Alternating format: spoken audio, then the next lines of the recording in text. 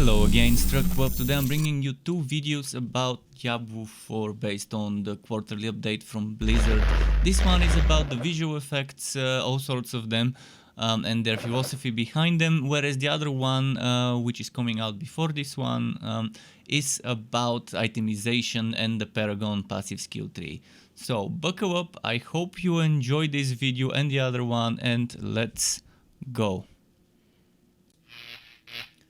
Visual effects. Visual effects are definitely something important for many when they look into a game. It sometimes is the deciding factor for some people whether they want to play a game or not. If animations and visual effects look wooden and stiff, obviously that means something's wrong. But in Diablo 4 so far, it's been eye candy when I look at the visual effects. This is just my own personal opinion based on what I like to see. So some of you might not think so, but again, it's just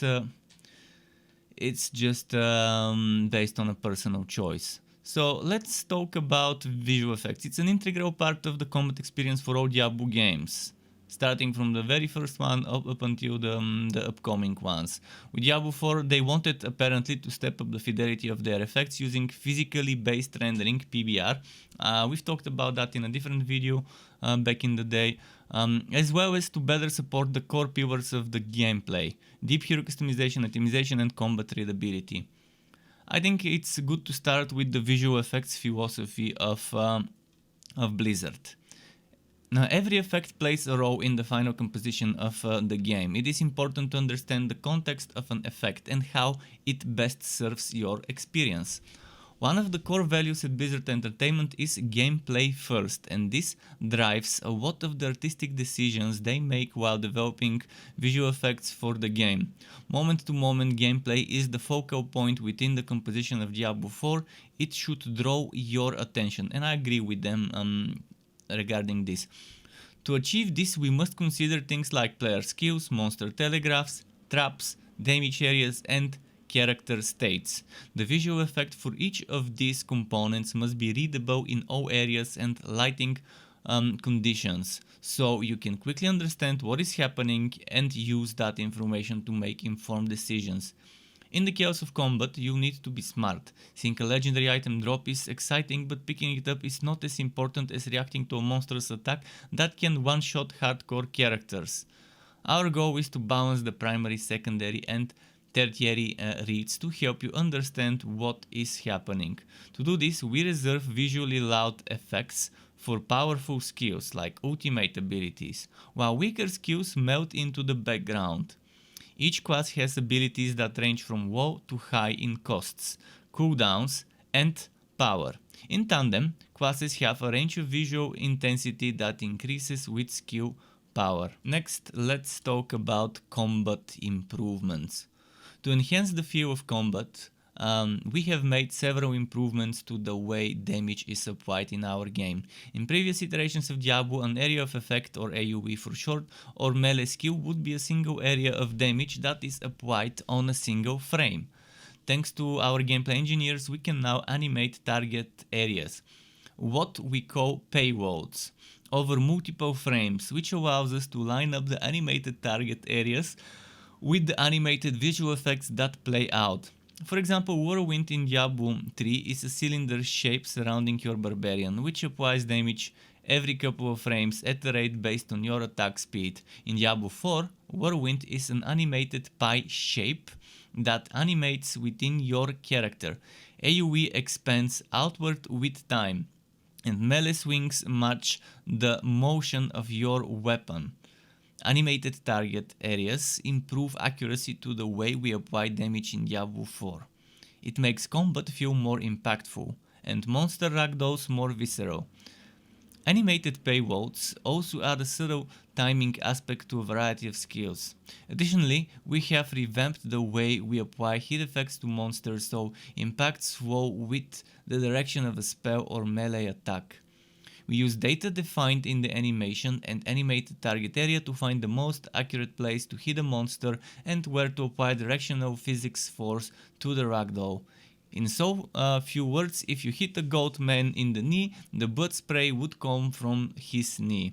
The physics force applied to the goatman's knee would send it flying as if you kicked the legs out from under him. Next, let's talk about casting and receiving light.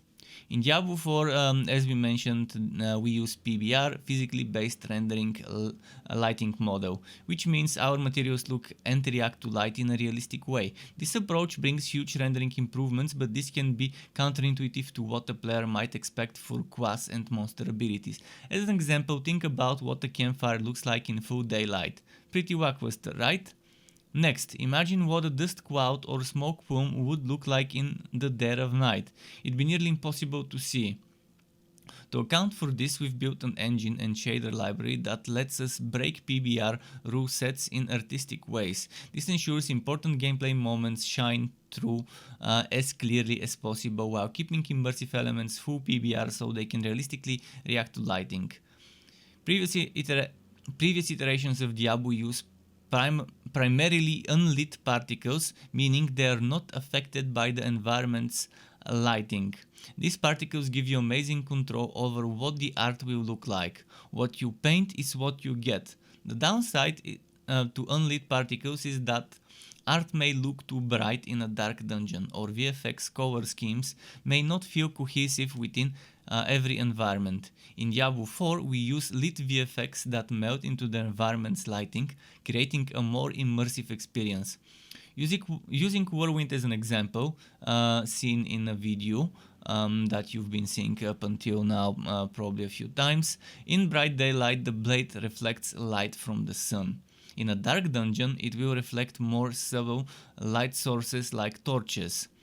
The dusk kicked up by the skill is also lit by the environment, so it blends artfully into the world. If we rely solely on environment lighting and follow through PBR rules, then gameplay readability is muddied, particularly in dark environments where a weapon's wing would naturally be hard to see. To counteract this, many VFX have emissivity to cast light onto the environment. Several ultimates in the game will even allow you to change the weather and lighting of the environment for a limited duration. We strive for a healthy balance of gameplay, clarity and thematic immersion. Next comes dynamic player skills. At the end of the day, it doesn't matter what the art looks like if the gameplay isn't fun.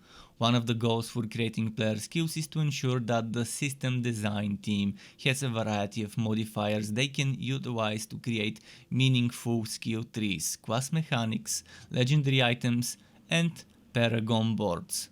Choices should affect more than your character stats. Once we have a class skill, we are happy with the VFX team adds the ability for developers to dynamically change the size, intensity, and duration of a skill. The visceral intensity of a skill will increase as you stack upgrades and items that increase the power of that ability.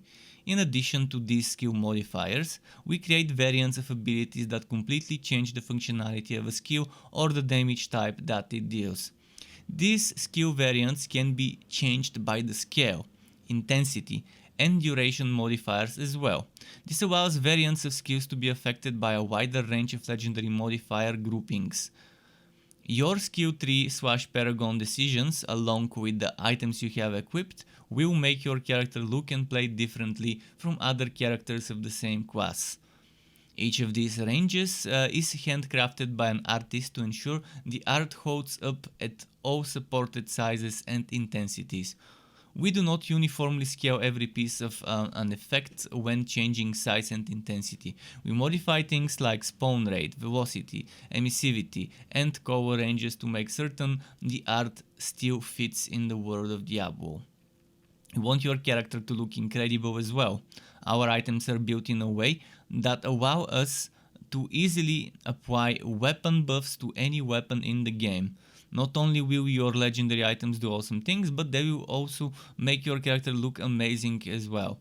Here is an example where we apply the same fire and poison buff to several weapons in our game. Skill-driven deaths, another thing Blizzard touched upon. Sanctuary is a dark gothic world filled with horrific monsters that do horrendous things. To survive in this bleak landscape, you must be merciless towards your enemies. We're bringing back a popular feature from Diablo 3, skill-driven deaths. This system allows you to decapitate, bisect, freeze, shatter, eviscerate and burn your enemies, to give a few examples. With our new PBR pipeline, we can make blood, viscera and gore even more realistic by having it react properly to the lighting of an environment. Every monster is built with a skeletal and muscular structure used for killing them in brutal ways. If your character is in the thick of combat, they will be covered in the blood splatter of nearby monsters. Over time, your character's armor will transition back to being spotless. The sorceress, for example, studies the art of elemental magic. They swallow enemies with cold before freezing them solid and shattering them to pieces. They strike their enemies with stunning bursts of lightning, causing bodies to pop and sizzle. Enemies collapse to the floor and char to the bone as the sorceress engulfs foes in fire. Some examples of that types that sorceresses can trigger are freeze/shatter, which is pretty much break frozen monsters into pieces. Char, which is singe the corpse of a monster with lightning. Burn, which is scorch the monster's flesh, leaving the remains of a charred skeleton. The barbarian takes pride in their physical capabilities. Their arsenal of weaponry makes them deadly in close combat. With the power of their ancient bloodline, barbarians crush foes into piles of gore or send them flying across the battlefield. Their brute strength is equally matched by their speed and ferocity as they unleash fury on the battlefield, dismembering limbs from all that stand in their way. Some examples of that types that barbarians can trigger: crush, which is flatten a monster under the weight of a heavy object. Decapitate, which is remove a monster's head from its body. Cut in half, which pretty much is self-explanatory, pretty neat one. And then break lower limbs. The monster's lower body is shattered, splitting several of their joints. The rogue is dexterous. Their attacks are methodical. Monsters are often oblivious to their presence until it is far too late. A precise stab from one of their daggers or a well-placed arrow is enough to bring most monsters to the floor. The rogue finds the most opportune time to take on a fight, and they imbue weapons to gain an advantage. Shadow magic can make a superb distraction, but their shadow clones are as deadly as their blades. Some examples of that types that rogues can trigger: eviscerate, spill the insides of a monster. Shadow energy deteriorates the life from a monster's flesh. Freeze/shatter, break frozen monsters into pieces. Poison, the monster's skin melts off, leaving a heap of muscle and bone. Flay the skin from an enemy, leaving the muscle structure intact. The druid is one with nature magic. They conjure storms and call down lightning on their enemies. They control the battlefield with gusts of wind as their animal companions tear the flesh from monsters.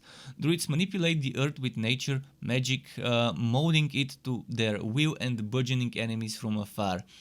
As their enemies approach, they see the innate power of the druid, shape-shifting fluidly between an agile werewolf and a hulking werebear. Some examples of that types that druids can trigger: roadkill, the monster is crushed by a moving object, leaving a smear of blood on the ground. Devoured, the monster's flesh is eaten away by a swarm of ferocious bites. Lightning gip, lightning causes the monster's body to pop, exploding into pieces. And maw, the monster's skin is completely mangled, covering them in blood. Blizzard is thanking us for reading the last quarterly update blog for 2021, which I'm using to make this video, and they hope we find it exciting and interesting, and I really did. I hope you did as well. They're actively listening to our feedback and strive to make Diablo 4 the dark gothic game everyone wants to play. And they're saying to continue sharing thoughts and provide feedback on social media, Reddit, and the forums. Well, I do my best with those videos to include my own personal view on the things they're sharing with us. So hopefully those end up getting watched by someone out there. If you wanna get notified when I upload more Diablo 4 or other Wooter and not so Wooter game content, you can subscribe to my channel, hit the bell button to not miss out on notifications. Additionally, keep in mind there's something called memberships on YouTube, which let you subscribe as a monthly recurring payment, which can be cancelled at any time to a channel you support. And members in my channel get exclusive emotes I've made, as well as exclusive badges I've made that show for how long they've been a member. One more thing I offer for members, you have to ask me for this though, ideally on Discord, is tutorials for Photoshop, After Effects and Premiere, Adobe Premiere. Keep it cool, Struck. Thanks for watching all the way until the end. Until next time, and goodbye.